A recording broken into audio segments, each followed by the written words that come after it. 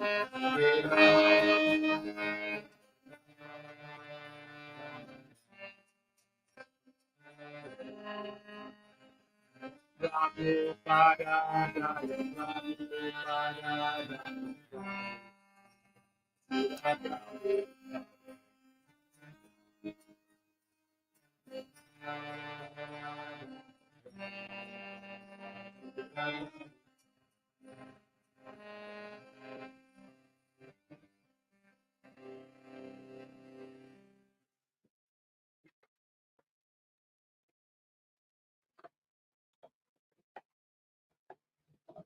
you.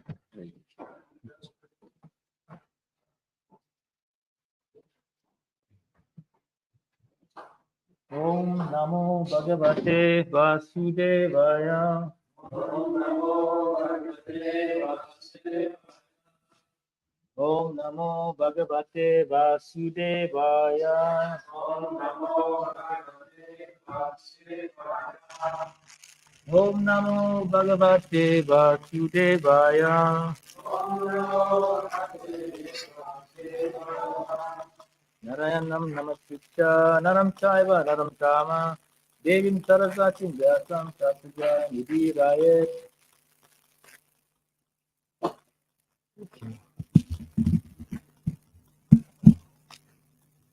Reading from Canto 7, Chapter 7, Text 54. Chapter is on what Prahlad learned in the womb. Daitya, Yaksha, Rakshamti, Priya, Shudra,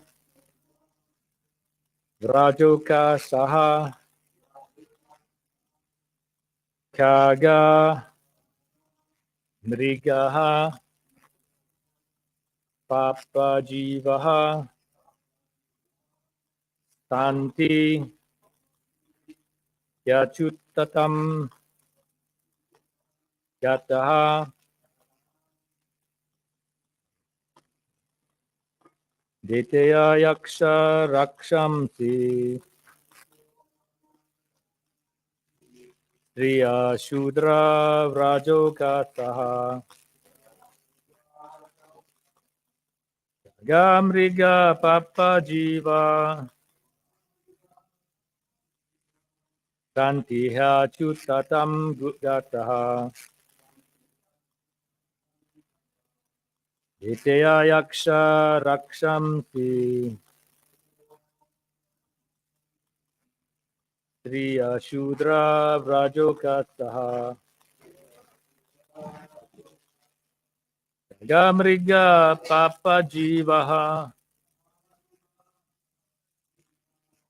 Tantiha Chutatam Gataha, Ditya Yaksha Rakshamsi, Triya Shudra Vrajokasaha, Gamriga Papa Jiva, Tantiha Chutatam Gataha. Bruce. Ditya Yaksha Rakshamsi, Triya Shudra Vrajokasaha, Gamriga Papa Jivaha, Tantiha Chutatam Gata,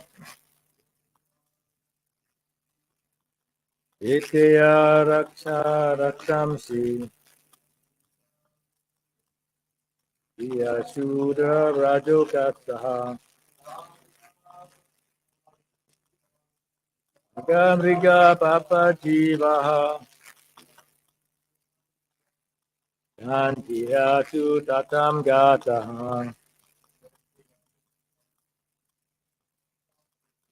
Ditya Raksha Rakshamsi, Triya Shudra Vrajokasaha,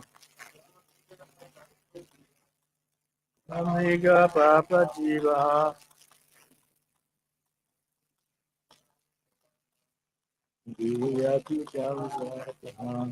Messages. Jaya Raksha Rakshamsi. Iya Suda Vrajokataha.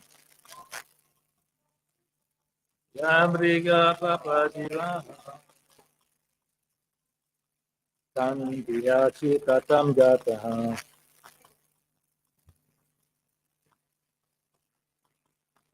Daitya, O demons. Yaksha Rakshanti. Living entities known as the Yakshas and Rakshasas. Triyaha, women. Shudra, the laborer class. Raja Ukashra, village cowherd man. Dagaha, bird. Brigaha, animals. Papajivaha, sinful living entities. Tanti, can become. He, certainly. Achyutatam, the qualities of Achyuta, the Supreme Lord. Dasaha, obtained. Translation and purport by His Divine Grace A.C. Bhaktivedanta Swami, Srila Prabhupada Ki. O my friends, O sons of demons, everyone, including you, the Rakshas and Rakshasas, the unintelligent women, Shudras and cowherd men, the birds, the lower animals, and the sinful living entities, can revive his or her original, eternal spiritual life and exist forever simply by accepting the principles of Bhakti Yoga. Purport. Devotees are referred to as Achyuta Gotra, or the dynasty of the Supreme Personality of Godhead. The Lord is called Achyuta as indicated in the Bhagavad Gita. Vinayo Ubayo Madhya Ratham Tapayane Puta. The Lord is infallible in the material world because he is the supreme spiritual person. Similarly, the jivas, who are part and parcel of the Lord, can also become infallible. Although Prahlad's mother was in the conditional state and was the wife of a demon, even yakshas, rakshasas, women, shudras, and even birds and other lower living entities can be elevated to the Achyuta Gotra, the family of the Supreme Personality of Godhead. That is the highest perfection. As Krishna never falls, when we revive our spiritual consciousness, Krishna consciousness, we never fall again to the material existence. One should understand the position of the Supreme Achyuta, Krishna. He says in the Bhagavad Gita, chapter 4, text 9, Janmakarmata divyam devam yo veti tattvataha Yakva deham puna janma naiti mam veti tattva arjuna. One who knows the transcendental nature of my appearance, activities, and activities does not, upon leaving the body, take his birth again in this material world, but attains my eternal abode through Arjuna. One understands Akita, the supreme infallible, and how we are related to him.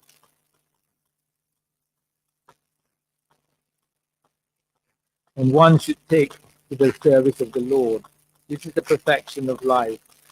Srila Madhvacharya says, Achutatam Chuti Vardhanam. The word Achutatam refers to one who never falls in this material world, but always remains in the Vaikuntha world, fully engaged in the service of the Lord.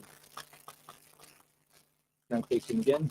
So my friends, those sons of demons, everyone including you, the yakshas and rakshasas, the unintelligent women, shudras and cowhead men, the birds, the lower animals, and the sinful living entities, can derive his original eternal spiritual life and exist forever simply by accepting the principles of Bhakti Yoga.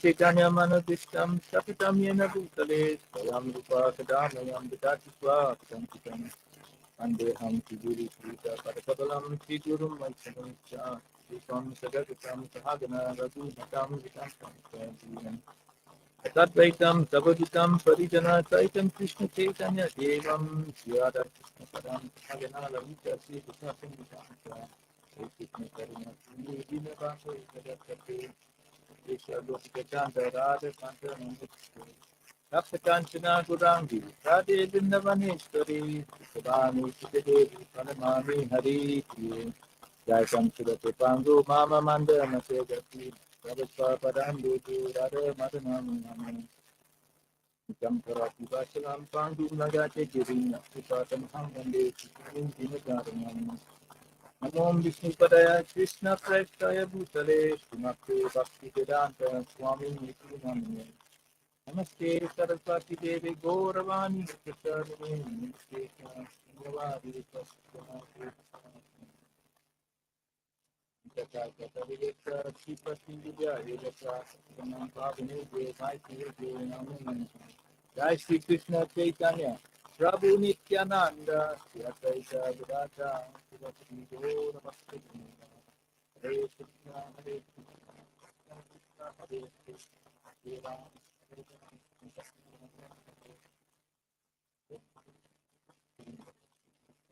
Hare Rama. You got chance to go back.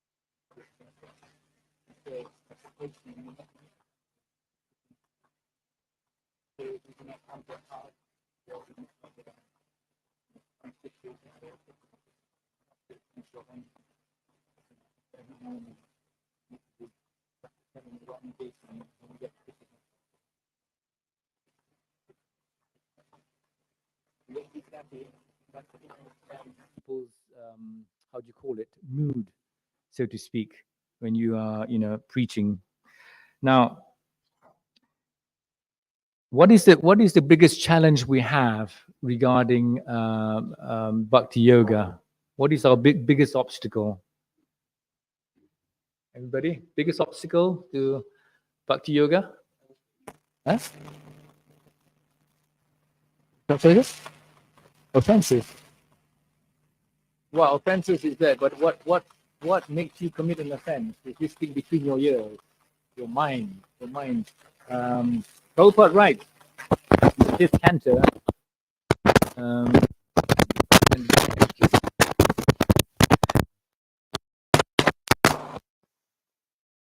Said that the mind is the center for accepting the dictates of the material nature, and he said because the mind, is like an empty vessel that keeps being poured on by the material nature. The living entity is actually carried away in different types of bodies continuously, millennium after millennium. Because our mind is so polluted. The power, never underestimate the power of the mind and its ability to be attracted to the material topics. And it repeats these topics over and over again, and that's why we sing samsara. Yeah, because this is what we do. Prabhupada used to describe it perfectly. He said that we've been here so long, we're still chewing the chewed. Yeah. We never seem to get away from the same thing. Now, bhakti yoga, to continue what Prabhupada was trying to teach us, the practice of bhakti yoga will actually dry up these thoughts, and this is described by I can't quite remember which Maharaj, but he said that it would dry up your thoughts like leaves, like autumn leaves, and they will fall away to be blown away by the winds of devotion. Yeah, and that's a really good description of how you need to be persistent about practicing. Now, Krishna Kshetra Maharaj once said that in order to achieve a clear mind, you have to not only preach to other people but preach to your mind. Your mind is the biggest potential devotee. What do you preach? You preach that it does not to say that it does not need to be attached to the topics of the world. Bhakti has the power to change not only the mind but all its game plans. Because the mind is just full of game plans because of our desires, and that's the only way we can say goodbye to worldly thoughts and let Krishna embrace your consciousness. I think is it in? Yes, it's in the Gita, isn't it? That the mind is your friend and your enemy at the same time. Now, to do this, to preach to yourself, is not that your mind, rather, it's not that easy. The mind is, as in the 6th chapter of the Gita, Arjuna says, Chanchala, Pramati Balavadridam. It's stubborn, it's strong, it's fickle and stubborn. But Krishna answers him immediately in 6:35. Is Abhyasena tu konteya. Practice and detachment is the only way to bring the mind under your control. Like a sailor brings the sails under control so that the right winds will carry the boat along. Now, in order to achieve all this, you must also have the right and correct mood. Do you know what that mood is? That mood is Sharanagati, surrender. And not just surrender partly, thinking, well, if I put my hands up in the air, but I still got a gun behind in my, attached to my belt in the back, sort of film sort of scenario. It is surrendering everything. It means your desires, your projects, your anxieties, your mind, your heart to Krishna. Because Krishna says in chapter 10:10, he says, Tesham satata yuktanam bhajantam priti purvakam dadami buddhi yogam tam. He will give us the intelligence if we actually surrender to him to do all that is necessary to resolve all our issues. We are full of issues. What is the most graphic example of surrender? No, nothing pornographic. something quite very, very humbling. Remember Bali Maharaj? He gave his head to Vamana Deva when he took 2 steps and he had the whole universe under his feet.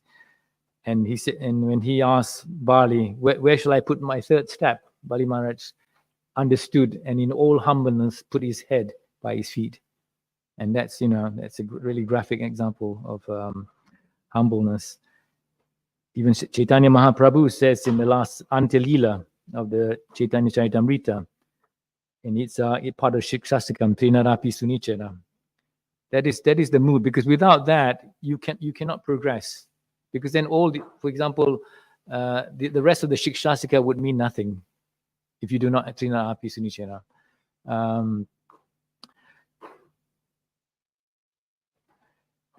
Krishna says that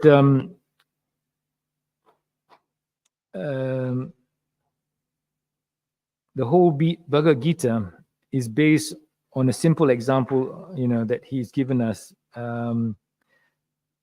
when discussing, because we become Arjuna, we start to discuss everything in life with him.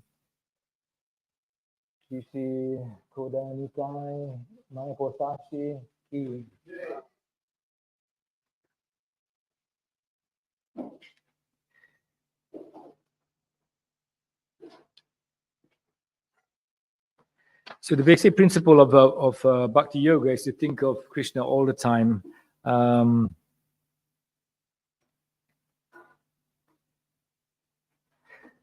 are there any examples of people who think of Krishna all the time?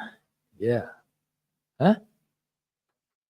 Wow, that's good. But the top are the gopis. Yeah, and top of the gopis is Srimati Radharani. You notice she wears blue. Why does she wear blue? Because it's fashionable. It's chic. She wears blue because it's Krishna's color. It reminds him of Krishna. But she also wears red, doesn't she? She wears a red little top, and that is I was explained to that by my guru that it was this. It means her intense desire to be with Krishna and not to be separated from him. Now you also get other what you call it types of bhakti yoga, which I don't think we should practice. But I'll give you the example. That's Kamsa, for example. He practiced another alternative type of bhakti, which was based on fear. He feared his death, and so because he feared dying, he couldn't stop thinking of Krishna, who he knew was going to be the one that and who would end his life. Now that's not advisable as far as Prabhupada is concerned. You should develop what Krishna said twice in the Gita. Manmana bhava mat bhakto.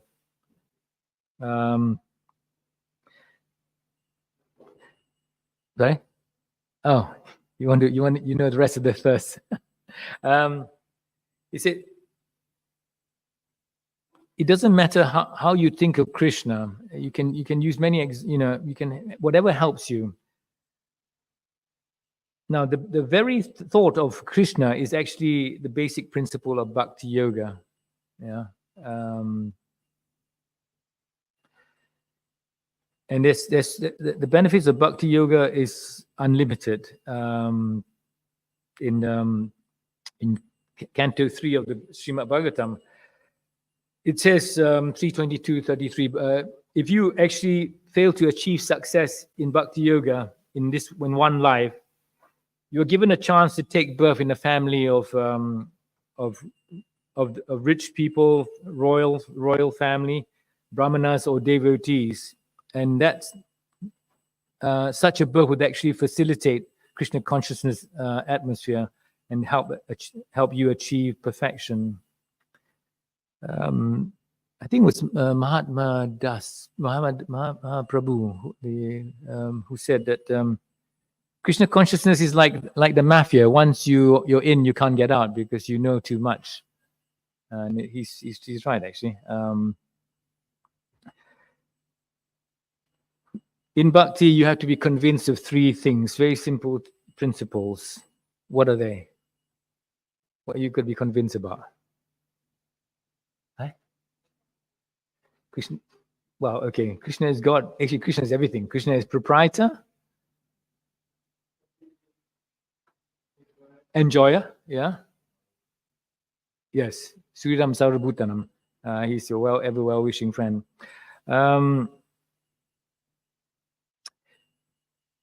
Obviously, you need to dedicate time to re-establishing your eternal relationship with God, and so you shouldn't really waste time on material activities, as we are doing here in the temple. I didn't. It's probably is not here, because when Prabhupada was, in the East Coast and West Coast of America, in the New York temple, and I think it was Los Angeles temple. When he's sitting down in the temple room talking to his disciples, he would say, "This is Vaikuntha." Even though you look out on the Sunset Street in Los Angeles, it's got a lot of strange things going on, and look out in New York, you just see buildings. It's a very poignant point he made, because the temple is actually is Vaikuntha, because you are thinking of Krishna when you're in here, I hope. And And when you think of Krishna, you are in Vaikuntha, or in some instance, if you like, Goloka Vrindavana, which is the top planet in the spiritual world. Now, I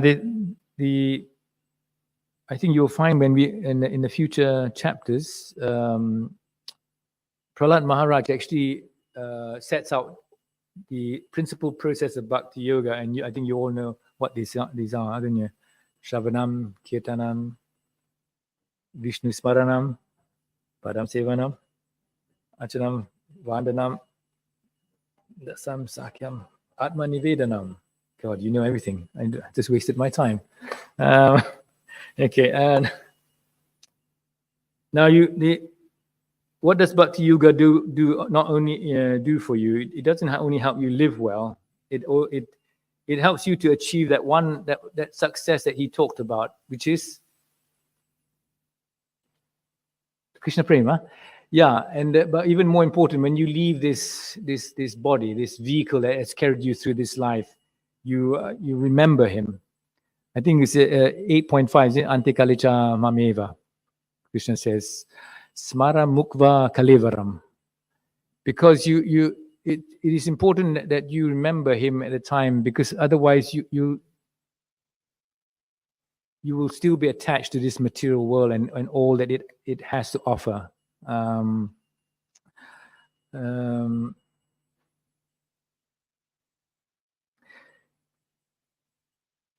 And that's it, because bhakti is actually our way of reciprocating Krishna's love for us. Yeah, and when we get to that top level of prema, as you said, Mataji, then we are truly really free. But we are already free if we actually know and that we are not this body. So having said all that,